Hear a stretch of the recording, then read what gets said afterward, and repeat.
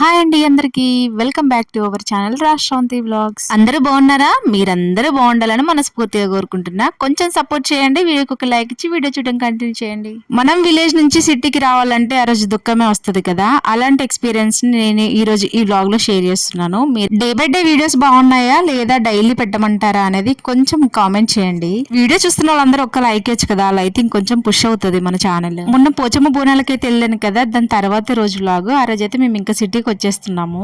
లేచి లేవగానే నేనైతే ఇంకా మా ఇంటికి వచ్చేసాను. అప్పుడే వస్తున్నా, ఇంకా వీడియో తీసుకుంటూనే వచ్చాము.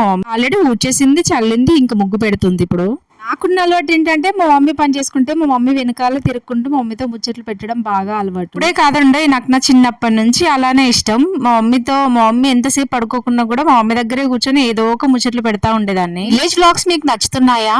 నేను అనుకుంటున్నాను మీకు నచ్చుతున్నాయి అనేసి. నేను ఇన్ని రోజులు పెట్టిన వ్లాగ్స్ కి అసలు వ్యూసే లేవు. ఈ రోజు డైలీ వీడియోస్ పెట్టాను కదా, ఇప్పుడేమో బోరింగ్ గా అనిపిస్తుంది వీడియోస్ పెట్టకుండా ఉంటున్నాను. 2 వీక్స్ అయినా డే బై డేనే పెడతాను అబ్బా వీడియోస్. కొంచెం టైం ఇవ్వాలి కదా దేనికైనా, అలా అయితేనే పుష్ అవుతుందేమో వీడియో.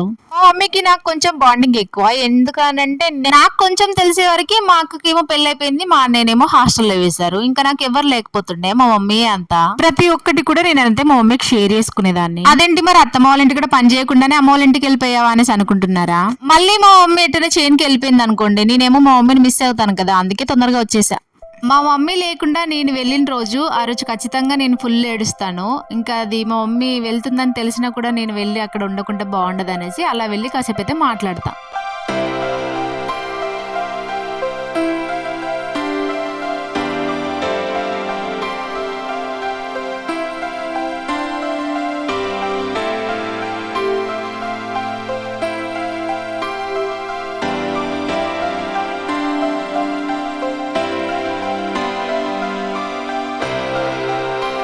మా మమ్మీ ఏ ముగ్గేసినా అదే డిజైన్ వేస్తుంది. ఇప్పుడు మా బాపమ్మని చూస్తే బాగుండేది మీరు, ఎందుకంటే మా బాపమ్మ ముగ్గు ఒకటే ముగ్గు వస్తుంది. మా బాపమ్మకి అదే 3 దిక్కులు వేస్తుంది. ఏ ముగ్గేసినా డైలీ అదే ముగ్గు మూడు చోట్ల వేసేది. నాకైతే భలే నవ్వొచ్చేది అది వేసే ముగ్గులు చూస్తే. బిఫోర్ మ్యారేజ్ నాకు గార్డెనింగ్ చేయడం అంటే చాలా ఇష్టం ఉంటుండే. బట్ ఆఫ్టర్ మ్యారేజ్ తర్వాత మాకు ఇప్పుడు బర్రెలు లేవు, ఎడ్లు లేవు, గొర్రెలు లేవు. నాకు పెళ్లి కాకముందు మాకు బర్రెలున్నాయి, గొర్రెలున్నాయి, ఎడ్లున్నాయి. నేను బిఫోర్ మ్యారేజ్ కష్టజీవినే, బట్ ఆఫ్టర్ మ్యారేజ్ కాదు. ఇంకా మనం చెయ్యని పని అంటూ లేకుండేది. బర్రెల పాలు పిండడం కాండి పెండ తీయడం వరకు చేసేదాన్ని. బట్ ఇప్పుడు అలాంటివి ఏం లేవు, ఎవరికి లేవు ఎక్కువగా. అప్పుడు మొబైల్స్ లేవు, బోరింగ్ అన్న ఫీలింగ్ కూడా లేదు. ఒకటే ఆడుకునే వాళ్ళం ఏదో ఒక ఆట. ఇదంతా మా ఇంటి చుట్టూ ఏరియా. నేను అక్కడ నుంచి చూపిస్తున్నా, అది ఫ్రంట్. ఇది వచ్చేసి బ్యాక్ సైడ్ కంది చెట్లు పెట్టింది మా మమ్మీ. కానీ అలా వచ్చి ఇలా ఇవన్నీ చూడకుండా వెళ్ళిపోతే ఏదో మిస్ అవుతాం కదా, అందుకే తెల్లారు లేసి వచ్చి అన్ని చూసుకుంటున్నాను. ఈ సైడ్ ఇంకో ఇల్లు ఉంటది, మా మమ్మీ ఏమో అక్కడ ఊడ్చల్లడానికి వచ్చింది. నేను మా మమ్మీ వెనకాలే తిరుగుతా ఉన్నాను. ఇప్పటికీ మన మమ్మీ వాళ్ళకు మనం చిన్నపిల్లలమే. ముందు రోజు వచ్చి ఏదో బర్లన్నీ తొక్కాయంట, అందుకే కొన్ని చెట్లన్నీ చూసారు కదా చిన్న చిన్నగా ఉన్నాయి. కాసేపు అయ్యాక నేను అక్కడ కూర్చున్నాడు, మా తమ్ముడు వచ్చాడు. అసలు అలా వచ్చి ఇలా వెళ్ళిపోతున్నాం రా అని కాసేపు మాట్లాడుకున్నాము, నేను మా తమ్ముడు ఇద్దరం కలిసి. ఒకరోజు వీడియో ప్లాన్ చేస్తాను ఖచ్చితంగా. మా తమ్ముళ్ళని మా అక్కల్ని అందరినీ చూపిస్తాను ఈ రాఖీకి. ఏమంటారు? మా తమ్ములని, మా చెల్లెల్ని, మా అక్కల్ని అందరిని ఇంట్రడ్యూస్ చేయమంటారు లేదా అనేది కామెంట్ చేయండి. ఇంకా అక్కడ ఉట్టిగానే కూర్చున్నాం కదా అనేసి వెళ్ళి గోరింటాకు తెంచుకున్నాను. నేను మా తమ్ముడు, వాడు కూడా వచ్చాడు. పొదల్లో ఉంటే అవన్నీ వాడు ఇరిసిచ్చాడు. నేనేమో వచ్చి ఇంకా పెట్టుకున్నాను కూడా నూరుకొని. మా మమ్మీ పనిలో ఉంది. ఇంకా మేమైతే రెడీ అయిపోయి నర్సంపేట వరకు వచ్చేసాం కూడా. ఇంకా నేను అదంతా వీడియో ఏమీ తీయలేదు. మా మావయ్యకి ఇంకా దిగగానే బోడకాకరకాయలు కనిపించాయి. ఒక సీజన్ లో ఆదొండకాయలు కూడా వస్తాయి, అవి కూడా తింటారు. నాకు అవి 2 కన్ఫ్యూజ్ అవుతా ఉంటాను ఎప్పటికీ. మా మావయ్యకి మా చిన్నను పట్టుకొని సిటీలో తిరగడం అంటే బాగా ఇష్టం. ఫస్ట్ టైం మేమున్నప్పుడు మా మావయ్య ఇలా రావడం, మా మావయ్య ఏమో ఎటో వెళ్ళిపోతున్నాడు. ఊరికే ఉంటాడా, ఇంకా చెప్పులు తీసుకుంటా అనేసి చెప్పులు తీసుకున్నాడు.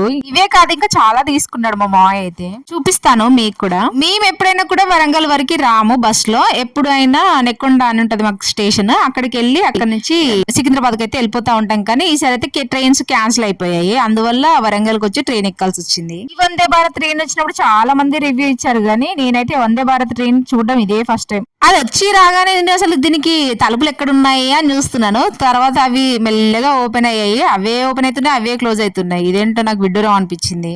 ఇది ఎప్పుడు ఏదో మెరుపుతిగా ఒకసారి రామ్మ అన్నట్టుగా నాకు నెక్కొండ స్టేషన్ లో కనిపించేది. బట్ ఈసారి ఫస్ట్ టైం వరంగల్ లో చూసా. ఇంకా ఒకసారి రావాలి అనుకుంటాం కానీ ఈచ్ వన్ పర్సన్ కి 550 600 రూపీస్ అంట. కానీ అంతే స్పీడ్ లో వస్తుందంట. గంటన్నరలో మనమైతే వరంగల్ కి రీచ్ అయిపోతాం సికింద్రాబాద్ నుంచి వరంగల్ కి. మా హస్బెండ్ చెప్పాడు, నాకు అసలు దాని గురించే తెలియదు. అన్ఎక్స్పెక్టెడ్ జర్నీలు పెట్టుకుంటే గిట్లా ఉంటది. నా పరిస్థితి చూసారా, ఆ పైన కూర్చున్నాను, వచ్చేటప్పుడు సేమ్ సిచ్యువేషన్, పోయేటప్పుడు సేమ్ సిచ్యువేషన్. పైన కూర్చున్నాం కదా, గాలి మంచిగా తాకుతా అంటే మా చిన్నడేమో పడుకున్నాడు. ఇంకా వాడిని కాళ్ళ మీద పడుకోబెట్టుకుంటే చుక్కలు రేంజ్ లో అనిపించినాయి నాకైతే ఆ 2 రోజులు. ఫైనల్ గా సికింద్రాబాద్ స్టేషన్ కి అయితే రీచ్ అయిపోయి ఇంకా ఇక్కడ నుంచి ఆటో బుక్ చేసుకుని అయితే ఇంటికి వెళ్ళిపోతున్నాము.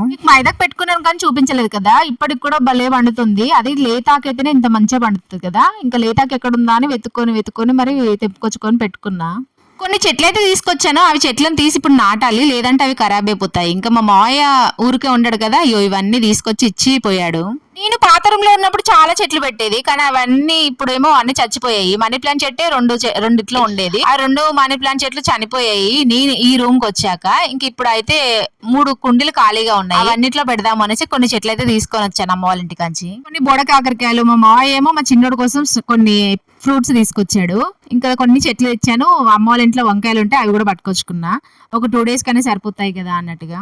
కొంచెం పప్పు కూడా ఉంటే అది కూడా పట్టుకొచ్చుకున్నాను. ఇంకా ఇవే నేను గోరింటాకు చెట్టు కూడా తెచ్చాను. మీరు ఎంతమంది తెలుసు గోరింటాకు చెట్టు అనేది చెప్పండి. ఇప్పుడు ఇంకా పూలు అయితే భలే వస్తుంది కదా దసరాకి. ఇంక ఇవి వాడిపోక ముందుకే నాటేయాలి, అందుకే రాగానే బ్యాగే ఓపెన్ చేశాను ఫస్ట్. ఇంకా మా హస్బెండ్ అయితే వచ్చి రాగానే డ్యూటీకి అయితే వెళ్ళిపోయాడు. అందులో ఒకటి పుదీనా చెట్టు కూడా తెచ్చాను. నేను గడ్డి గులాబీ చెట్టు కూడా తెద్దాం అనుకున్నాను కానీ ఇంకెందుకులే అనేసి ఊరుకున్నా.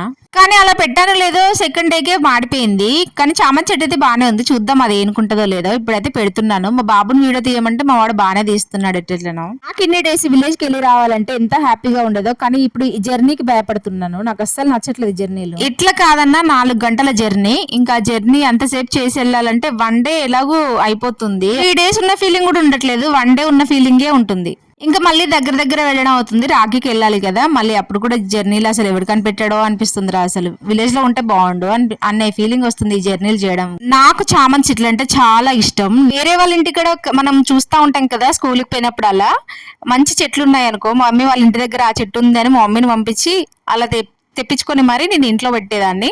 కానీ ఒక్క చామంతి పువ్వు కూడా ఎవ్వరికి ఇవ్వకపోతుండే, నేనే అలా చూసుకుంటూ ఉండేదాన్ని. చామంతి చెట్టు ఏంటంటే ఒక్కసారి గ్రో అయింది అనుకోండి, అది మంచిగా గుబురుగా వస్తుంది, పువ్వులు కూడా చాలా ఇస్తుంది.